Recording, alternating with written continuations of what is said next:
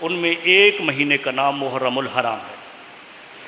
دوسری اس مہینے کو جو نسبت ہے وہ خانوادہ رسول صلی اللہ علیہ وآلہ وسلم، آپ صلی اللہ علیہ وسلم کے نواسہ سیدنا امام حسین رضی اللہ تعالیٰ عنہ کی شہادت کے حوالے سے ہے۔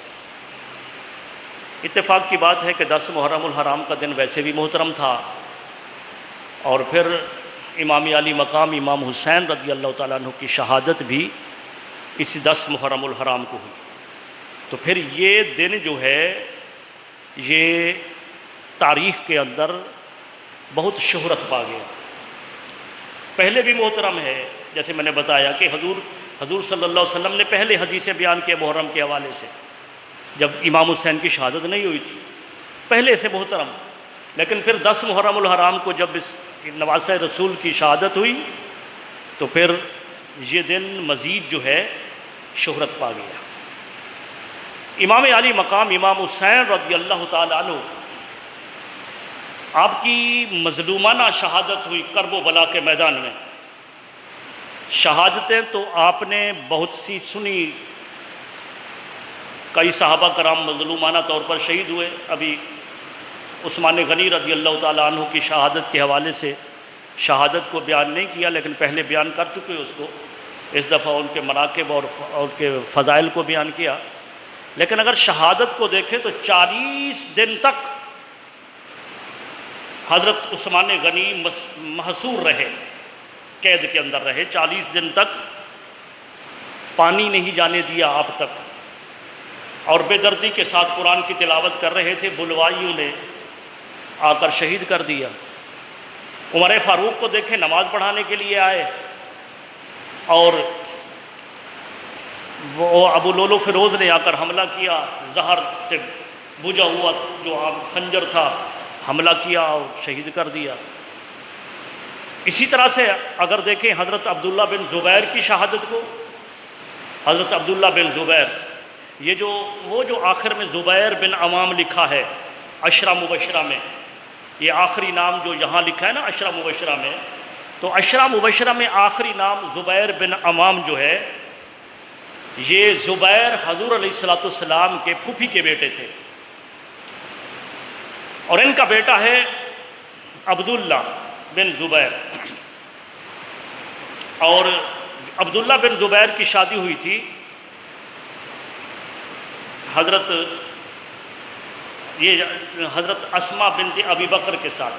یہ زبیر بن عوام کی شادی ہوئی تھی حضور صلی اللہ علیہ وسلم کے پھوپھی زاد بھائی کی۔ اور یہ اسماء کون ہے؟ آپ نے سنا معراج کے حوالے سے کہ جب حضور علیہ السلام نے ہجرت کی تھی تو حضور صلی اللہ علیہ وسلم حضرت سیدنا ابوبکر صدیق کے ساتھ جب غار ثور کے اندر تھے، اور دشمن جو ہے نا وہ بو سونگھ رہے تھے، خوشبو سونگھ رہے، کہاں محمد گئے، تلاش کر رہے تھے، لیکن ان مشکل حالات کے اندر اور پہاڑی پر جانے پر بھی، غار ثور میں جانے کے لیے بھی کچھ ٹل لگتا ہے، وقت لگتا ہے نا۔ اب تو کافی کو درست بھی کر دیا، لیکن وہ کیسا ہوگا اس وقت جس وقت اسماء بنت ابو بکر وہ کھانا لے کر ان کے پاس پہنچتی تھی 3 راتوں تک۔ تو یہ اسماء ہے، ابو بکر صدیق کی بیٹی ہیں، ان کی شادی ہوئی تھی حضرت زبیر بن عوام کے ساتھ، اور ان کا بیٹا ہے عبداللہ بن زبیر۔ ان کی شہادت ہوئی ہے، کس نے شہید کیا؟ حجاج بن یوسف نے۔ حجاج بن یوسف نے شہید کیا، اور کچھ لوگ اتنا ظالم ہوتے ہیں کہ وہ ان کو تسکین نہیں آتی، شہید کرنے کے بعد بھی تسکین نہیں آتی، بھی تلوار ماری، سر اڑا دیا، جان بدن سے نکل گئی، پھر بھی تسکین نہیں آتی۔ پھر حجاج بن یوسف نے عبداللہ بن زبیر کی لاش کو الٹا لٹکا دیا، اور اس کے بعد کہا کہ ان کی ماں کو جا کر خبر دو، انہیں بلا کر لے آؤ تاکہ اپنے بیٹے کی لاش کو دیکھے۔ خبر تو اسے پہنچ چکی ہوگی نا کہ بیٹا میرا شہید ہو گیا، لیکن اس وجہ سے بلایا تھا نا کہ دیکھے الٹی لاش لٹکی ہوئی ہے، اور وہ یہ سمجھ رہا تھا کہ شاید وہ جب آئے گی تو جزا فضا کرے گی، بال نوچے گی، اپنی اوڑھنی پھاڑ دے گی، جس وقت اسما بنت ابو بکر آئیں تو آپ نے کوئی جزا فضا نہیں کی. حجاج بن یوسف کا منصوبہ ناکام ہو گیا، جزا فضا نہیں کی، کوئی واویلا نہیں کیا، کوئی بال نہیں نوچے، اپنی اوڑھنی کو نہیں پھاڑا، بلکہ بڑے تدبرانہ انداز کے اندر فرمایا کہ کیا اب وقت نہیں آیا ہے کہ اس شاہ سوار کو سواری سے اتار دیا جائے. یعنی یہ جہاں اونٹ لٹکا ہوا ہے اس شاہ سوار کو سواری سے اتار دیا جائے. تو بتانا یہ مقصود تھا کہ ایسی مظلومانہ شہادتیں صحابہ کرام کی ہوئیں، لیکن جو شہرت امام عالی مقام امام حسین رضی اللہ تعالیٰ عنہ کی شہادت کو مجسر آیا ہے، اور ان کی جو مظلومانہ شہادت ہوئی ہے وہ اکیلے تو شہید نہیں ہوئے، پورے خانوادہ کے ساتھ شہید ہو گئے، پورے خانوادہ کے ساتھ شہید ہوئے. تو اس وجہ سے اس دن کو شہرت ملی ہے. 10 محرم الحرام کو احترام والا تو پہلے بھی تھا، یہ 10 محرم الحرام. اب جو چونکہ پورے مہینے کے اندر ہم اہل بیت کا تذکرہ کریں گے، امام حسین کا ذکر کریں گے انشاءاللہ، لیکن آج جو بات میں آپ حباب کے سامنے رکھنا چاہتا ہوں وہ یہ کہ اس اہل بیت کے ساتھ یعنی حسنین کریمین کے ساتھ صحابہ کس طرح محبت کرتے تھے اور صحابہ ان کے ساتھ کیا محبت کرتے تھے. وقت ایک عجیب قسم کا آ گیا ہے نا کہ ناقص العلم، یتیم العلم، جدید الفکر، خبیث العقل والاصل والنسل، وہ پتہ نہیں کیا کچھ کہہ دیتے ہیں. مطالعہ نہیں ہے، یتیم العلم ہے، علم کا مطالعہ نہیں ہے. صحابہ کرام ان کے ساتھ کیا محبت کرتے تھے اور یہ ان کے ساتھ کیا محبت کرتے تھے. تو آئیے سیدنا ابو بکر صدیق کی بات کرتے ہیں. مختصراً بات اگر ایک ایک کی بات کریں نا کہ ایک صحابی ابو بکر کی ساری روایت کو بیان کریں تو یہ وقت اسی میں ختم ہو جائے گا. ایک ایک روایت آپ کے سامنے رکھنا چاہتا ہوں. سیدنا ابو بکر صدیق رضی اللہ تعالی عنہ، بخاری شریف کی حدیث ہے، حضرت عقبہ بن عامر رضی اللہ تعالیٰ عنہ غالباً اس حدیث کے راوی ہے. حضرت ابو بکر صدیق فرماتے ہیں، روایت کرتے ہیں، اب جب آپس میں دشمنی ہوتی ہے نا تو کوئی کسی کی بات کو کسی کی تعریف نہیں کرتا. وہ فرماتے ہیں کہ حضور صلی اللہ علیہ وآلہ وسلم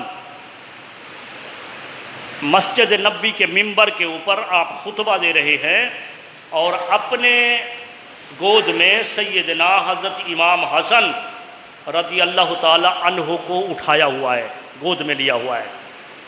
اب آقا علیہ الصلوۃ والسلام جو خطبہ دے رہے ہیں اور معاملہ کیا ہے، کبھی عوام کی طرف دیکھتے ہیں، میں آپ سے گفتگو کر رہا ہوں، آپ طرف متوجہ ہوں نا، اور حضور کبھی عوام کی طرف دیکھتے ہیں اور کبھی اپنے نواسے کی طرف دیکھتے ہیں، کبھی عوام کی طرف اور کبھی نواسے کی طرف. یہ آقا بار بار حضور ایسا فرما رہے ہیں.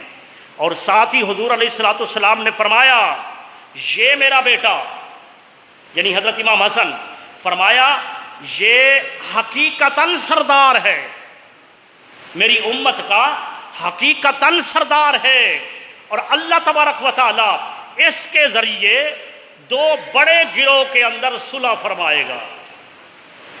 اور روایت کون کر رہے ہیں؟ حضرت ابو بکر صدیق.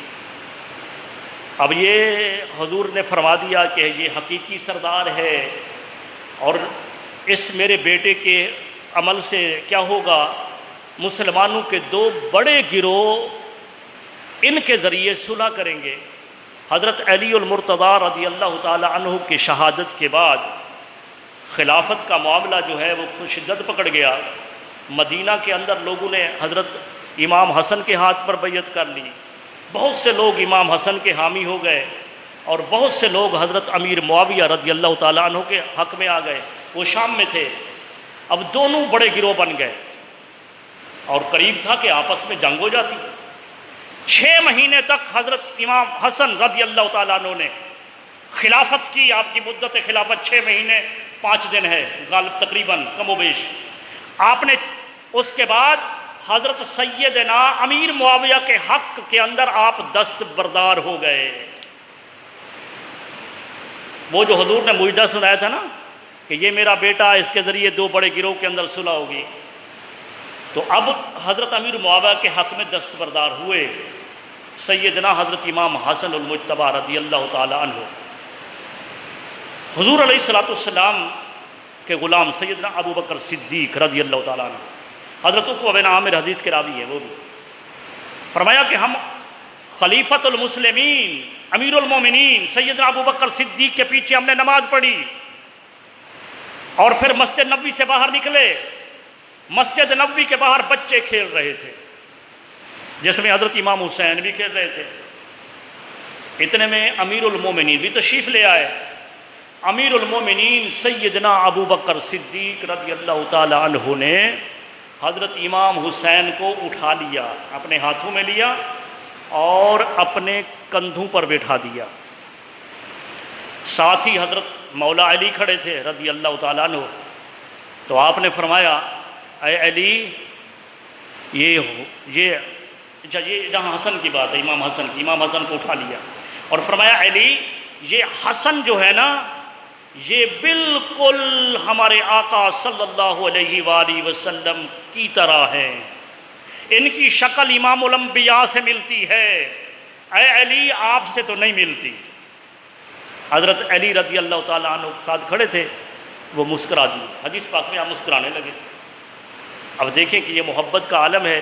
جیسے حضور اٹھاتے تھے نا، جیسے حضور اٹھاتے تھے اسی طرح اٹھایا، حضور کی سنت کو پورا کیا، اور ساتھ ہی فرمایا حسین سے محبت فرماتے ہوئے کہ یہ حسن سے محبت فرماتے ہوئے فرمایا، یہ بالکل شبیہ مصطفیٰ ہے، حضور علیہ السلام کی طرح ہے۔ حدیث پاک میں آیا، ترمذی شریف کے اپنا مشکات المصابیح کے اندر یہ ساری حدیثیں جمع کر کے آپ اس کو آخری جلد کے اندر مکمل ایک جگہ پر بھی پڑھ سکتے ہیں، فضائل اہل بیت کے اندر ساری حدیثیں جمع کر دی گئی ہے وہاں پر۔ تو وہاں پر یہ آیا کہ حضور صلی اللہ علیہ وسلم کے مشابہ تھے یہ دونوں شہزادے۔ حضرت امام حسن سینے سے لے کر سر تک آقا علیہ السلام کی شبیہ تھے، اور حضرت امام حسین یہ سینے سے لے کر پاؤں تک حضور علیہ السلام کی شبیہ تھے۔ صحابہ کرام کو جب بھی حضور علیہ السلام کی یاد ستاتی تھی، دونوں شہزادوں کو اکٹھے کھڑا کرتے تھے، دونوں کو دیکھتے تھے، حضور علیہ السلام کی صورت ان کی نگاہوں میں آ جاتی تھی۔ تو یہ اس قدر ان کی شان اور عظمت ہے۔ ایک مرتبہ حضرت امام حسین رضی اللہ تعالیٰ عنہ حضور علیہ السلام کے کندھوں پر سوار ہے، ایسے بٹھایا ہوا ہے، ٹانگیں یوں ہیں، اوپر بٹھایا ہوا ہے،